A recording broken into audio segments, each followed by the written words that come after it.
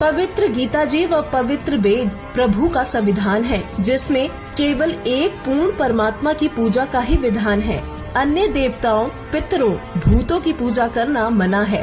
पवित्र गीता अध्याय 16 श्लोक 23 से 24 में गीता ज्ञानदाता कहता है कि जो मनुष्य शास्त्र विधि त्याग कर मनमाना आचरण करते हैं, वो ना तो सुख को प्राप्त करते हैं और ना ही परमात्मा को तथा ना ही कोई कार्य सिद्ध करने वाली सिद्धि को ही प्राप्त करते हैं, अर्थात जीवन व्यर्थ कर जाते हैं। इसलिए अर्जुन, तेरे लिए कर्तव्य अर्थात जो साधना के कर्म करने योग्य है तथा अकर्तव्य अर्थात जो साधना के कर्म नहीं करने योग्य है की व्यवस्था में शास्त्र ही प्रमाण है, अन्य साधना वर्जित है।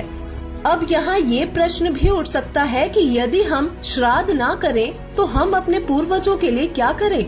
इसका समाधान भी परमेश्वर कबीर जी ने किया है।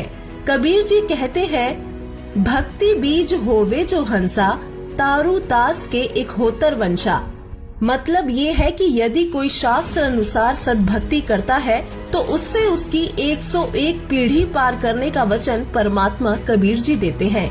इस प्रकार यदि हम आज सद्भक्ति करेंगे तो इसके परिणाम स्वरूप हमारे पूर्वज, बेशक वो किसी भी योनि में हो, मानव जन्म प्राप्त करेंगे, वह सद्भक्ति ग्रहण करेंगे जिससे उनका मोक्ष होगा। अपने पूर्वजों के कल्याण के लिए इससे बड़ी कोई क्रिया नहीं हो सकती जो उनको 84 लाख प्रकार के जीवों के शरीर में होने वाले कष्टों से बचाएगी। प्रिय दर्शकों, हमें इस बात को गहनता से जानना होगा कि जब वेदों में, गीता जी में श्राद्ध क्रिया मना है तो फिर ये समाज में प्रचलित क्यों है? क्यों आज तक हमें हमारे धर्म गुरुओं, आचार्यों एवं पंडितों ने शास्त्र विरुद्ध साधना तक ही सीमित रखा? ये शास्त्रों के नाम अवश्य लेते थे, उन्हें पढ़ भी लेते थे, लेकिन उनमें क्या लिखा है ये उनके समझ में नहीं आया। इस बारे में कबीर जी कहते हैं, गुरु बिन काहू न पाया ज्ञाना, ज्यों थोता बुझ छड़े मूड किसाना।